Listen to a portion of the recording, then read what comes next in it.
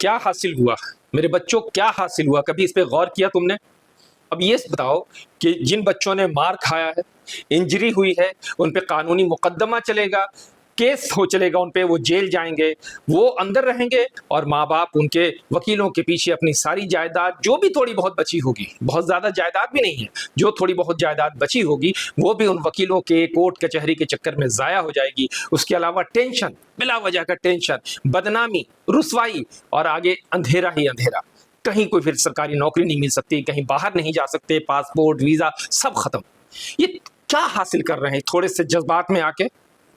ذرا غور تو کرو۔ کوئی بتانے نہیں آئے گا، ہر انسان صرف اپنے غرض میں ڈوبا ہوا ہے۔ کوئی تم کو بتانے نہیں آئے گا، کوئی بچانے نہیں آئے گا۔ بہت سارے نوجوان ابھی اندر ہیں، کون دیکھ رہا ہے؟ جذبات میں ایک دو پوسٹ ان کے فیور میں لکھ دینا یہ مسئلے کا حل نہیں ہے۔ اس لیے تم یہ غور کرو کہ یہ کیا کر رہے ہو۔ میرے بچوں، میں بار بار پچھلے گفتگو میں بھی میں نے کہا تھا کہ یہ سولیوشن نہیں ہے۔ محبت کا اظہار تو یہ ہو کہ ہم سراپا حضرت محمد مصطفیٰ صلی اللہ علیہ وسلم کے امتی بن جائیں، سراپا۔ وہ ہم کر نہیں رہے ہیں، بینر لے کے ہم چل رہے ہیں۔ یہ بتاؤ کہ ابو بکر صدیق رضی اللہ تعالیٰ عنہ سے، عمر فاروق رضی اللہ تعالیٰ عنہ سے، عثمان غنی سے، حضرت علی سے، یا کسی صحابہ سے یہ ثابت ہے کہ وہ کوئی بینر لے کے اللہ کے رسول صلی اللہ علیہ وسلم محبت کا اظہار کرتے تھے؟ نہیں نا۔ تو پھر جو طریقہ اللہ کے رسول کا اور خلفائے راشدین کا، صحابہ کرام کا، اہل بیت کا نہیں ہوگا، وہ طریقہ ہم کیوں اپنائیں گے؟ اور جس سے دنیا میں بھی بربادی ہو رہی ہے اور آخرت میں بھی کوئی حاصل نہیں ہونے والا۔ میرے بچوں، ہم اکثر کہتے ہیں کہ مکی دور ہے، مکی دور ہے، ہم مکی دور میں گزر رہے ہیں۔ ایسا نہیں ہے۔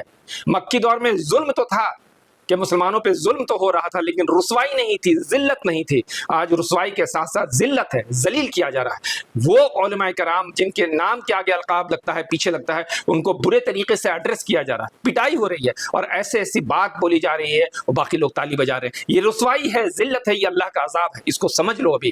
اگر اس کو سمجھنے میں دیر کیا تو پھر پریشانی میں مبتلا رہو گے ہمیشہ، کوئی سولیوشن نہیں نکلے گا۔ دوسری چیز، سڑکوں پہ نہیں آؤ۔ میں بار بار کہہ رہا ہوں نوجوانوں، بچوں، سڑکوں پہ نہیں آؤ۔ یہ سولیوشن نہیں ہے سڑکوں پہ آنا، سڑکوں پہ نہیں آنا۔ سڑکوں پہ تم کمپیٹ نہیں کر سکتے ہو۔ تم کو اگر کمپیٹ کرنا ہے، اگر لگتا ہے کہ تم کچھ دکھانا چاہتے ہو، تو کمپیٹ کرو علم میں، کمپیٹ کرو ٹیکنالوجی میں، کمپیٹ کرو اسکلز میں۔ جہاں ہو تم، اگر پڑھنے والے ہو تو پڑھنے میں ایکسل کرنا شروع کر دو۔ ٹیکنالوجی میں ہو، ٹیکنالوجی میں جو لیٹسٹ ٹیکنالوجی ہے اس کو تم حاصل کرنا شروع کرو۔ اگر اسکل میں ہو، نہیں کم پڑھے لکھے ہو، ارے ٹی وی بنانا جانتے ہو، اے سی بنانا جانتے ہو، فریج بنانا جانتے ہو، اس کام میں ایکسل حاصل کر لو، ایکسیلنس حاصل کر لو، تاکہ دنیا کو تمہاری ضرورت پڑتی رہے۔ آج ضرورت ہے، ڈرائیونگ کرتے ہو، بہترین ڈرائیور، ایماندار ڈرائیور بن جاؤ۔ جو تمہارے دشمن ہیں وہی تم کو اپنے پاس رکھیں گے، کوئی تم کو بھگائے گا نہیں۔ کمپیٹ کرو ان سب چیزوں میں۔ ان سڑک پہ آنے والے کام کو واللہ ہی کہتا ہوں چھوڑ دو، یہ تمہارے مستقبل کو برباد کر دے گا، قوم کو رسوائی دے گا، کوئی سولیوشن نہیں ہے۔ یہ لوگ چاہتے ہیں، جو امت کے دشمن، وہ چاہتے ہیں کہ سڑکوں پہ آ جاؤ، نعرے لگاؤ۔ نہ نعرہ سولیوشن ہے، نہ سڑکوں پہ آنا سولیوشن ہے۔ میں کہتا ہوں تھوڑی دیر بیٹھ کے غور تو کرو، سوچو تو صحیح کہ کیا میں غلط کہہ رہا ہوں تم کو؟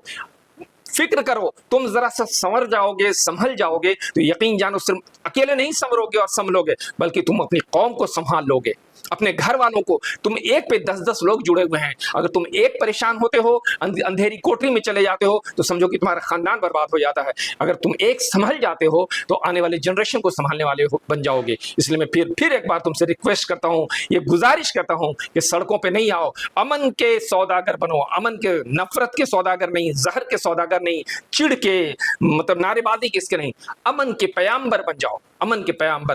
اور دیکھنا تم جو چیزیں کہہ رہا ہوں کہ صرف فوکس کر لو اپنے کیریئر پہ، کیسے تم اپنے لیے، اپنے گھر والوں کے لیے کچھ کنسٹرکٹیو کر سکتے ہو، خود بخود تم دیش کے لیے بھی کچھ کنسٹرکٹیو کرنے والے بن جاؤ گے۔